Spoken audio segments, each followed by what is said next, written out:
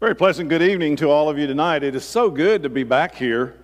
I was here, as Matt said, just a few years ago, but you were in the old building and you had some obvious growing pains.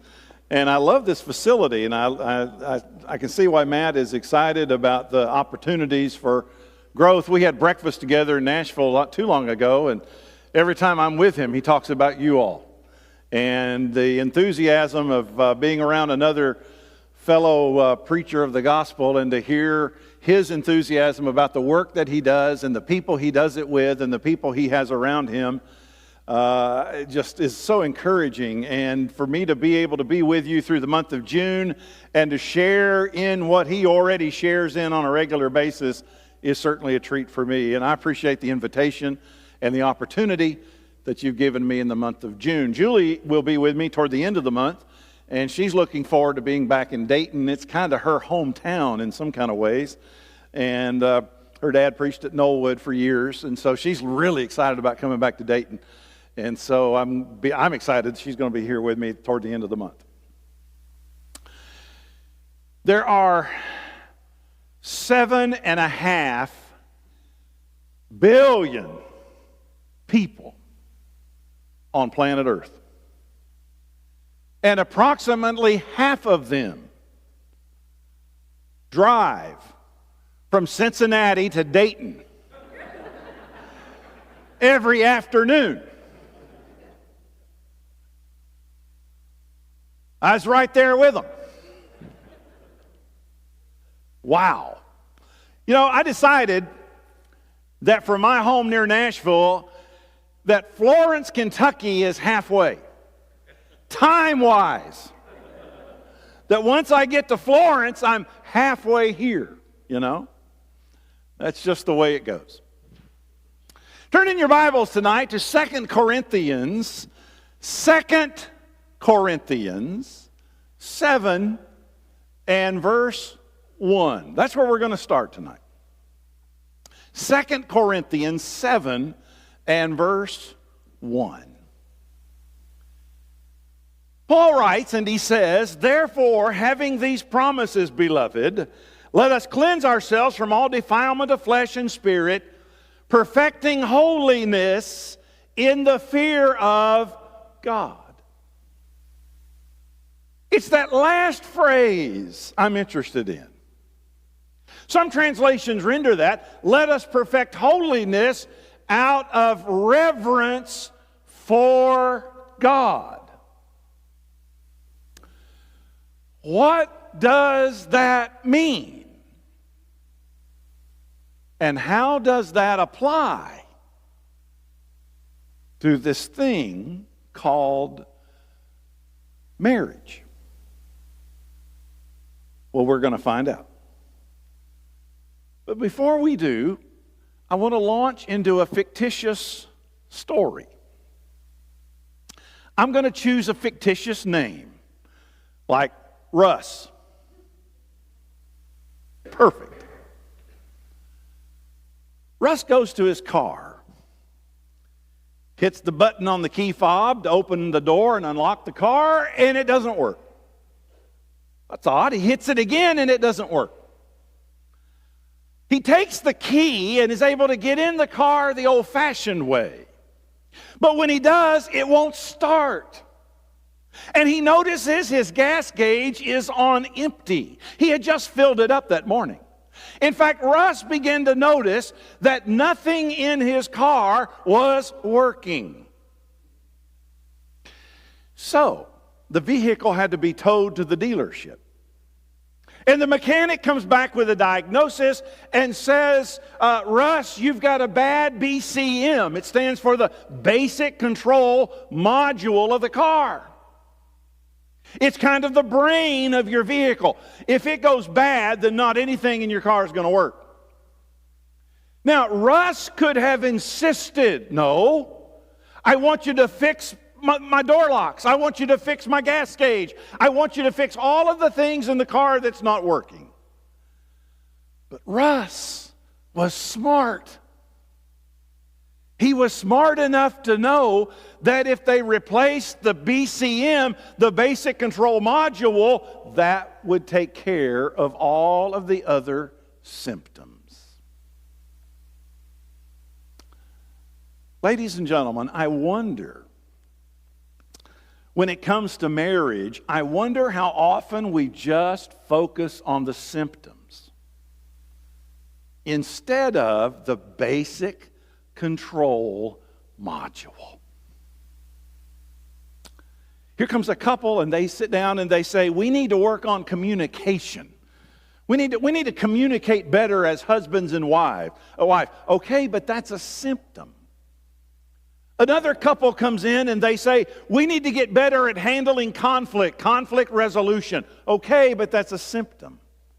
Another couple says, we need to show more appreciation for one another. We need to show more affection towards one another. Okay, but that's a symptom. And we can spend a lot of our time focused on all of the symptoms. Or we can go back and focus on the basic control module.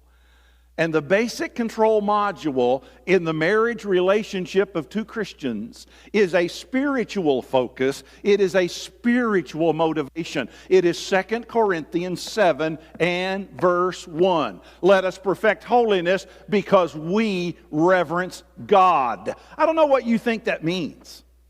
I think that means God comes first.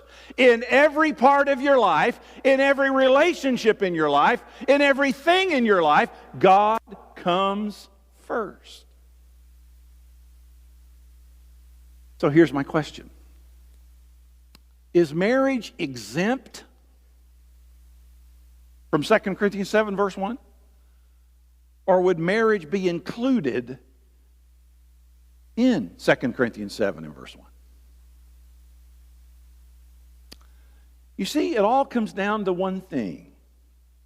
Either you're going to be a God-centered spouse, or you're going to be a spouse-centered spouse.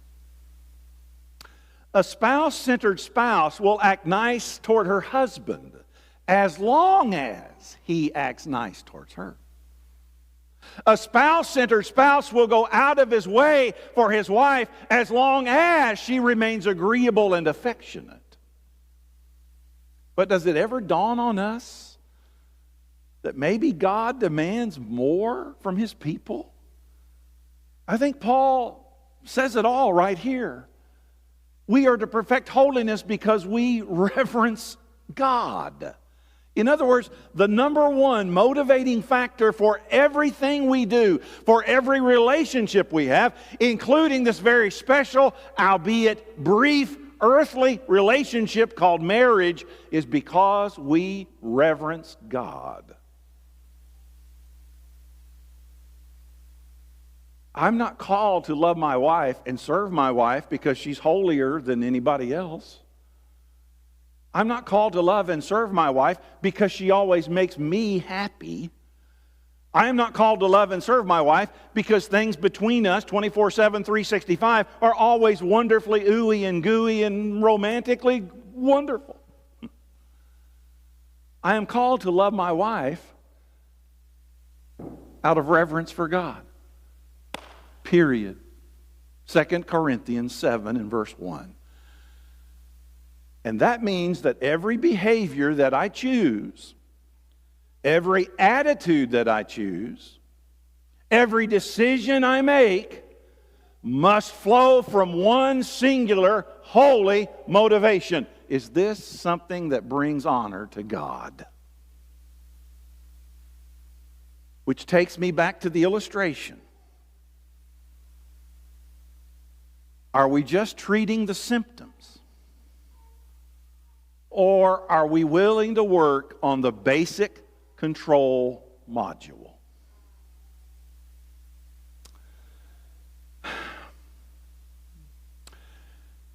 There's hundreds and hundreds and hundreds of marriage quotes out there. But I'm going to share with you tonight my all-time number one favorite. You ready? Remember Socrates? Remember when you went to school and you studied Socrates when you weren't falling asleep? Socrates wrote this. It's my all-time favorite marriage quote. By all means get married. If you get a good wife, you'll be happy. If you get a bad wife, you'll become a philosopher.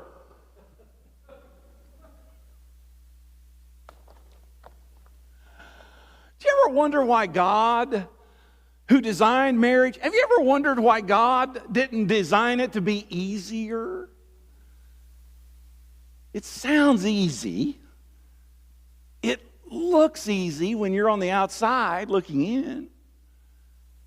But it's not that easy. My wife went to a wedding not too long ago, and she's going through the receiving line after the ceremony is over, and the bride's standing there, and everybody's hugging and kissing and all that kind of deal. And she finally gets up to Lisa, and she gives her a big hug, and Lisa looks at Julie, and Lisa says, "Oh, I'm so glad the hard part is over."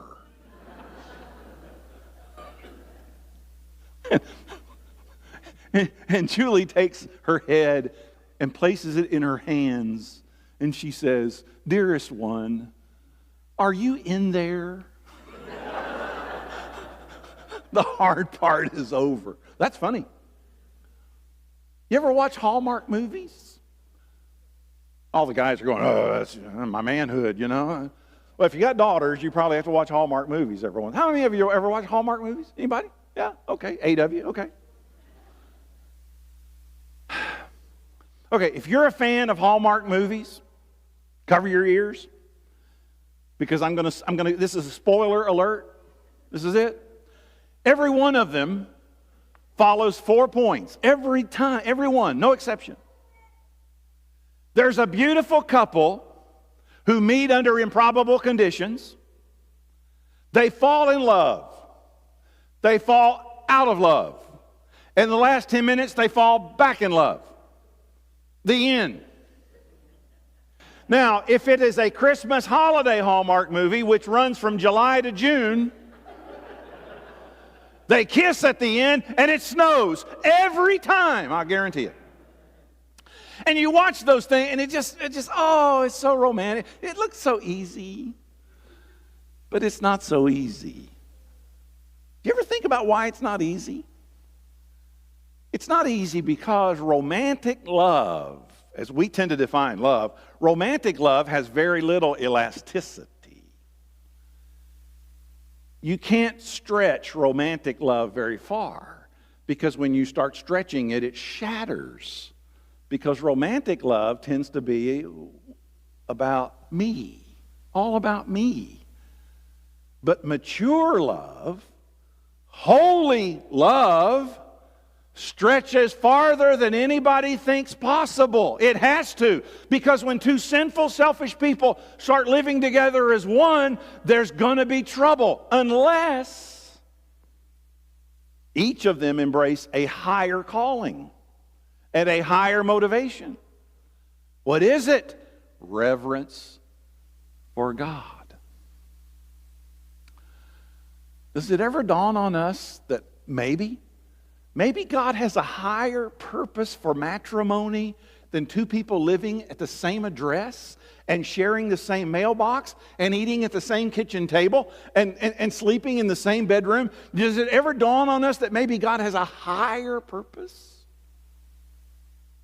That maybe it's not so much your happiness He has in mind as much as it is your holiness? Now, I'm not saying when you get married, happiness runs over here and holiness runs over there. That's not what I'm saying. I'm not saying they're mutually exclusive at all. What I am saying is when you look at your relationship through the lens of God's purpose, you get a whole new perspective. Because you begin to realize it's not about me. It's not about me. So what is the purpose of this intense one-on-one lifetime relationship? What is the real purpose? And the real purpose, I think, is to draw us closer to the one who brought us together. If you think about marriage as a triangle, husband and wife and God at the apex, do you know the closer I become in my relationship with God and the closer she becomes in her relationship with God, do you understand the closer we become to one another? That's how that works. And the reason that's so critical is because my relationship with God lasts a lot longer than my relationship with my spouse. My relationship with my spouse is about that long. My relationship with my God is forever, eternal. And that's why just putting Band-Aids on symptoms doesn't usually work very well. Now, you can try to make your home more peaceful and pleasant. Yes, do it. You can look for ways to keep the romance alive. Yes, do that. You can show respect for one another. You can show more courtesy and kindness to one another. Politeness. Yes. Do all of those things. But if your relationship with God is not what it ought to be, you just keep putting Band-Aids on symptoms.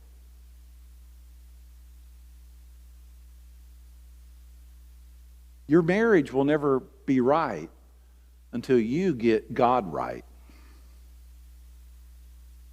And until you understand what Paul is saying when he says, first things first, we must perfect holiness because we reverence God. The problem is sometimes we get married and we start looking for something in a person that internally and eternally and ultimately only God can provide. God has set eternity in our hearts. Who put it there? God did. And I think that's why marriage dissatisfaction runs so high, because we expect too much out of this other person over here. It's like trying to run today's computer programs on an old 486. Anybody other than me have an old 486? Years ago, my first computer was a 486. Anybody remember those? The 486 was a great computer. In fact, we were going through the Smithsonian a few years ago. We were in Washington, D.C. My brother worked there over on Capitol Hill. We went to have lunch with him one day, and we went early, went to the Smithsonian American History Museum, and they had a technology area there. And we're going through there, and lo and behold, there was a 486 computer. And our youngest son, who was probably a junior in high school, smart aleck, looked there and he said, "Look at there, Dad, there's your computer." You know you're getting old when your stuff starts showing up in the Smithsonian. Listen, the 486, remember the floppies? The 486 was a great computer in its day. But if you tried to run today's programs on an old 486, it's not going to work. It's not that the computer's bad, it's just that you're asking it to do more than it is capable of doing. We do the same thing with our spouses. Sometimes we ask too much. If you're seeking the largest proportion of your life fulfillment from your spouse, you're asking too much. Because you were created with an eternal itch. You were created with an eternal craving that only God can fulfill. Your wife isn't God. Your husband isn't God. Only God can fill the ache in your eternal soul. And when you finally get that, the basic control module, when you finally get it, suddenly you have a new appreciation for this person with whom you have embarked upon this very brief earthly journey. You ever noticed in the Bible how often God talks about his relationship with people, both Old Testament and New Testament? How God, when he talks about his relationship with people, talks about it in terms of marriage. You ever thought about that? He puts it in terms we can understand. For example, in Isaiah 62 and verse 5, he says, as the bridegroom rejoices over the bride, so God rejoices over you. Or in Matthew chapter 9 and verse 15, Jesus refers to himself as the bridegroom. Or in Matthew 22, Jesus compares the kingdom of heaven to a wedding banquet. Or Revelation 19:7, the wedding of the Lamb. And he says the bride has made herself ready. The church is called the bride of Christ. In the Old Testament, when God talked about the breakdown of idolatry among his people, the breakdown of spiritual fidelity, do you know how many times he puts it in the terms of marital infidelity? Passages like Jeremiah 3 and verse 8, when he says, I gave Israel her divorce and I sent her away because of her adulteries. Interesting. Perhaps no place is the sacredness of marriage seen with greater clarity than in Ephesians chapter 5. Ephesians chapter 5, beginning in verse 22. Wives, be subject to your own husbands as to the Lord. For the husband is the head of the wife, as Christ is the head of the church, he himself being the Savior of the body. But as the church is subject to Christ, so also the wives to their husbands in everything. Husbands, love your wives as Christ loved the church, and he gave himself for her. Verse 28, so husbands ought to love their own wives as their own bodies. He who loves his own wife loves himself, for no one ever hated his own flesh, but he nourishes it and he cherishes it, just as Christ does the church. Verse 32, the mystery is great, but I'm speaking with reference to Christ and the church. How can you read verses like that and not come to understand the holiness of this, the sacredness of this, as he compares it all to the beautiful relationship that Jesus has to us? You know, I'm afraid so many times when we go to Ephesians chapter 5, the only verse we talk about is verse 22.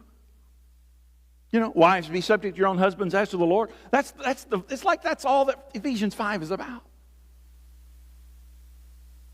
Do you know when it comes to submission, can I talk to you about submission a minute? Because I think if there's any subject that's been misunderstood, it's this one. Do you understand, and Paul delineates it here, do you understand there's 3 parts to submission? 3. Part number 1 doesn't begin in verse 22. Part number 1 begins in verse 21. Somehow we forget verse 21. Be subject to one another. Submission to each other in the fear of Christ. Is marriage excluded from verse 21? Or would marriage be included in verse 21? You know, there's times when I am in submission to my wife. I submit to her because there's areas of life in which she has a lot more knowledge and expertise than I have. And so I give way. She has some experience and she has some education that I don't have in certain areas. And so I submit to her. I say, listen, I don't know about that. You know more about that than I do. Whatever you think, that'll be fine. And then there's times she does the same for me. We submit to each other. That's the first part. The second part is in verse 22. Wives, be subject to your husbands as to the Lord. God is not the God is not the God of confusion. He's the God of order. Everything God touches, he orders. From Genesis chapter 1 and the creation all of the way through. When it comes to the church, when it comes to government in Romans 13, when it comes to marriage, God has an order. God has a plan for it all. And verse 22 speaks of that order and that plan. But then there's a C part. And the C part defines the B part. And this third part, verse 23, the husband is the head of the wife as Christ is the head of the church. And verse 25 explains it further. Husbands, love your wives just as Christ loved the church and gave himself up for her. My job as a husband is to serve my wife like God served his church. My job as a husband is to serve and to sacrifice for my wife like Jesus sacrificed for his church. My job as a husband is to place her needs ahead of my own and to put her first. That's my job. That's Ephesians 5. The A part, the B part, and the C part. And by the way, did you ever look at the word submission? You got a piece of paper, write down the word submission. I'm going to show you something.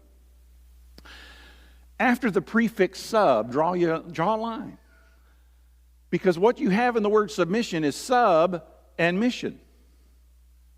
The prefix sub means under. A submarine is a vehicle that goes under the water. A subordinate, well, you know how that is in the work environment. You know what that means. And so the prefix sub means under. We know what the word mission is. So what he's saying in Ephesians 5 is the wife is under the mission of the husband. What is the God-given mission of the husband? To serve her and to sacrifice for her and to put her first like Jesus did the church. That's what it's all about. And if I approached my marriage like that, and if you approached your marriage according to Ephesians 5, I think we'd have a lot stronger marriages. When each puts the other first, when each seeks to serve and to sacrifice.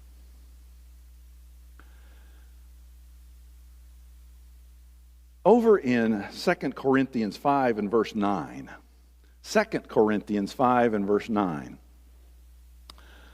Paul says, therefore, we have as our ambition, whether at home or absent, to be pleasing to him, to God. So let me ask you again, when he says our number one goal is to be pleasing to God, is marriage included in that? Or is marriage excluded from that? The number one purpose of marriage gets well beyond sexual expression and the bearing of children, even gets beyond companionship. The number one purpose of marriage is not what most people think it is. Because most people think it's about my happiness. No. 1 Corinthians 10 and verse 31 says, whatever you do, whether you eat or drink, whatever you do, do all to God's glory. Is marriage excluded from that? Or would marriage be included in that? Which takes us right back to 2 Corinthians 7 and verse 1. God is demanding that I look at my life and that I look at my relationships and that I look at my relationship with my wife through the lens of his perspective. And he says, your marriage isn't about you. Your marriage isn't about your glory. Your marriage isn't about somebody serving you. That's not what it's about. He said it's about honoring me. Look down at verse 18. 2 Corinthians 5 and verse 18. Now all these things are from God, who reconciled us to himself through Christ and gave us the ministry of reconciliation.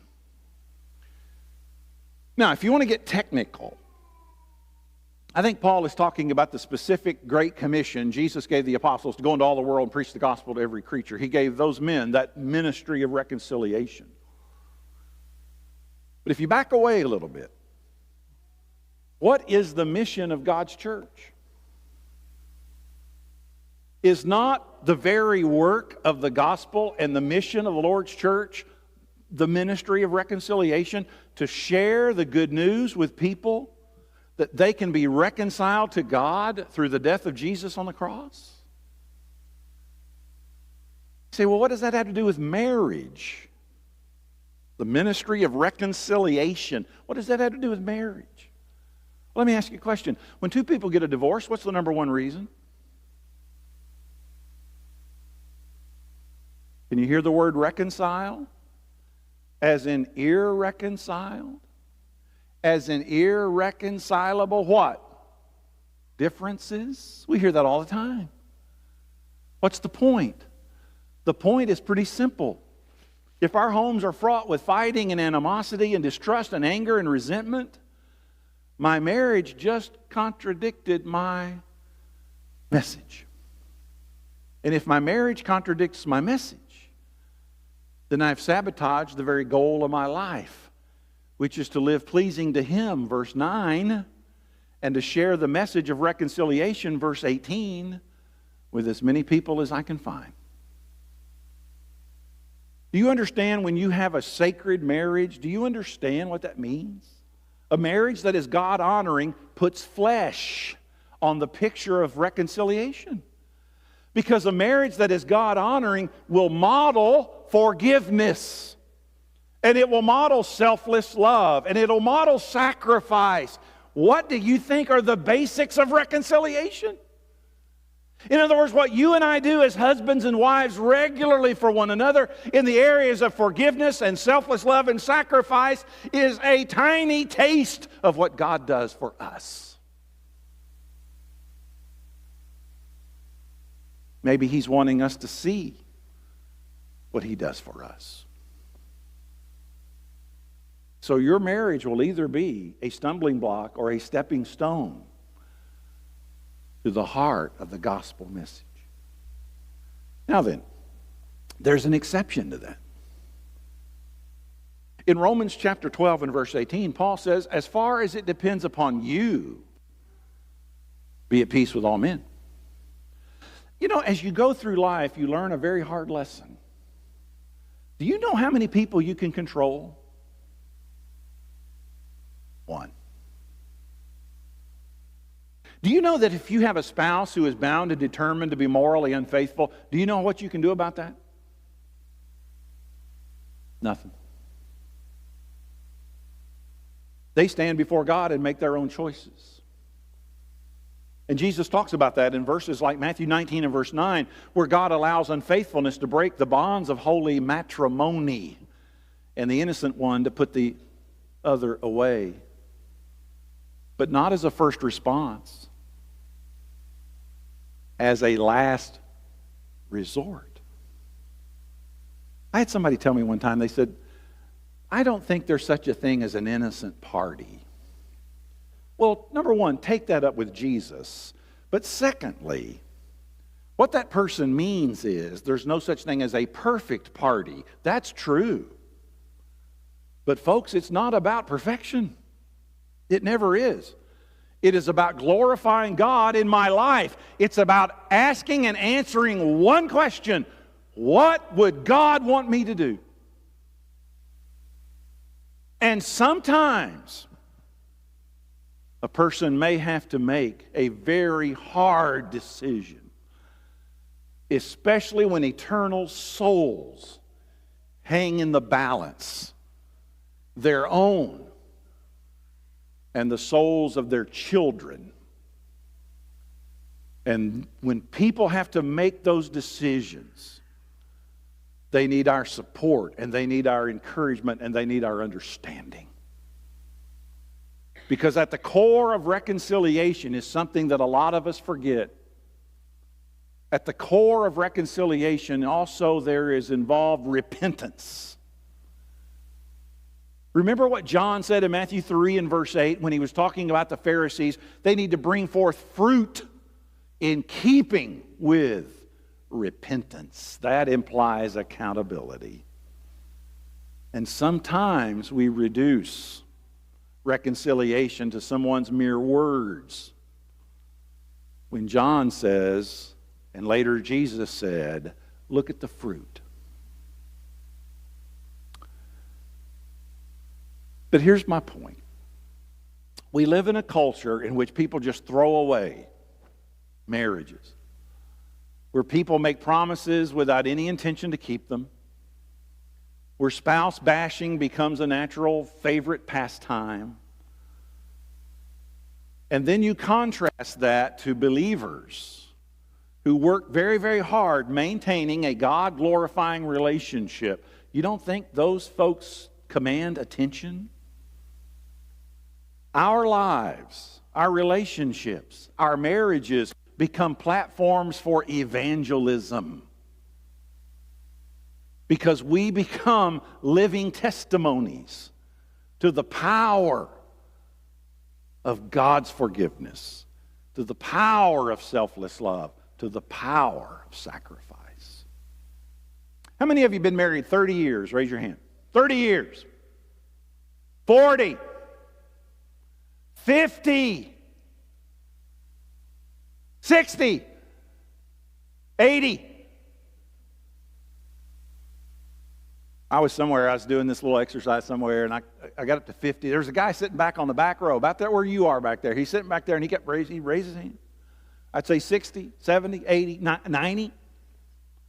I said 100. I said, fella, you've been married 100 years? He hollered, he said, no, but it sure feels like it. And I thought, I wouldn't want to be in his car on the way home. Woo! You know, sometimes younger people look at people who've been married 30, 40, 50, 60 and plus years, and they look at their lives and they say, well, they didn't have it as hard as we're having it. They haven't gone through all the stuff we've gone through. And the answer is they just don't know. Because all of us have gone through a lot of stuff. And all of us have had sleepless nights, and all of us have had just trouble and issues and stuff we've had to work through. And it all goes back to the fact of forgiveness and selfless love and sacrifice. Because in a sense, marriage becomes its own ministry of reconciliation. I'll leave you with one more thing to think about. When you got married, you married a believer, you married a Christian, you married a child of God. So this spouse of yours is not just another person out here. Your spouse is God's son. Your spouse is God's daughter. Now, if you want to get on the good side of a parent, you understand how important it is to be nice to their kids. You want to make a mom or dad pretty angry, you start picking on their kids. You be a bully. You be mean, and you'll fire up parental indignation in a hurry. You don't think that's the same with God and His kids? In Zechariah chapter 2 and verse 8, God says, he who touches you touches the apple of my eye. So I have to remember that I am married to a child of God. It's not about me and my attitude toward this person over here. It's about me and my attitude toward a daughter of God. You know, we talk about the fatherhood of God. We use that analogy. Jesus used that analogy. Pray then in this way, our Father who art in heaven. Guys, if God is the father of the woman you married, do you understand what that makes Him to you? He's your father-in-law. And when you fail to respect your wife, and you demean her or mistreat her, or act in any way condescending to her, you're going to court trouble with your father-in-law. I'm here to tell you. 1 Peter 3 and verse 7, he says to men, show your wife honor as a fellow heir of the grace of life, so that your prayers, husbands, so that your prayers will not be hindered. Have we really thought enough about how passionate God loves the person to whom you are married? So I want you to think about how you've treated your spouse the last several days. Let me ask you a question. Is that how you would want your daughter to be treated by her spouse? Or your son to be treated by his spouse? Because you didn't just marry this person out here. You married God's son. You married God's daughter. You married God's child. And you don't think He's watching how you treat him or her? I don't remember the occasion. There was one. Julie said, you guys go out. Luke was the only one left at home at the time, and she said, you and Luke go out and do whatever you want to do, and we're gonna, when you come back, we're gonna celebrate and have a big meal and all that kind of deal. So Luke and I went out and played golf. We went out and played golf. We had a big time. When we came back, Julie had made this marvelous, fantastic meal, and we sat there and ate all of that and enjoyed all of that. And then she said, I've made a dessert. I've made you a homemade chocolate pie. And I looked over there on the counter, and you ever seen one of these pies that looks fake? The meringue is all whipped up, about that thick. And I'm looking at this pie, and I'm like, wow, she put a lot of work in that pie. And so she cleared away the plates and all this kind of thing, and she cut a piece of pie, she put it in front of me. Now, there's something about Julie you need to understand. She's really big on manners. And she's taught all of our kids that manners matter. And for example, when you're somebody's home and they put dessert in front of you, don't just start eating it. Wait until the hostess either sits down with hers or she gives you permission, but you just wait and be patient. So I knew the rules, so I'm waiting patiently. And I'm looking at that chocolate pie and I'm thinking, wow. And so with her back turned, she's cutting Luke a piece. With her back turned, I took the tip of my fork and I put it in a little bit of the chocolate and I stuck it in my mouth. Because that doesn't count. And as soon as I put it in my mouth, I thought, this is the worst thing I've ever tasted in my life. This is horrible. Bitter. And I realized she hadn't put any sugar in this thing. It's like tasting baked raw cocoa. It was bad. It was real bad. I'm so glad she's not here. Anyway. And I started to say something, and I thought, whoa, I got a 17-year-old boy sitting here.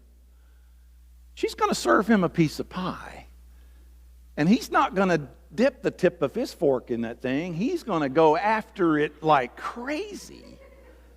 So I just sat back and waited. And he got his fork. She said, oh, go ahead and eat. Go eat. Don't wait on me. Go ahead and eat. Go ahead and eat. So he takes his fork and he gets a big piece and sticks it in his mouth. And you can see the red start to go up his face. And his cheeks begin to bulge. And the next thing you know, there's this chocolate explosion. And she's just beside herself. What's wrong? She takes a bite and she goes, oh no, I know it. Oh, I forgot to put sugar. Oh no. She grabs his plate and she grabs my plate. She starts off with him and I said, whoa, wait, stop, wait a minute. She said, you're not going to eat this. This is horrible. I said, I know. I said, put my plate down, put his plate back down. She said, you're not going to eat this. I turned to Luke and I said, do what I do. And I took my fork and I raked off that meringue. And I'm going to tell you people something. And you can quote me on this when she comes. You don't have to tell her the rest of this. You can quote me on this when she comes. My wife makes the best meringue pie you have ever eaten in your life.